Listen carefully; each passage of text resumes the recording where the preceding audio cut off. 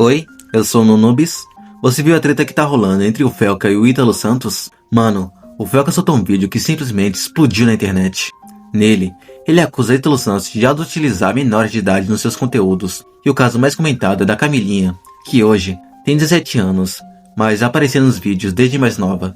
Segundo o Felca, tem cenas com danças sensuais, roupas insinuantes e situações que não são nada apropriadas para menores de idade. E o assunto viralizou. E o resultado? O Instagram e o TikTok derrubaram as contas de Ítalo Santos e a Camilinha no Brasil. Só que a mãe da Camilinha apareceu defendendo os dois, dizendo que tudo isso é perseguição, que estão tentando usar essa polêmica para ganhar engajamento.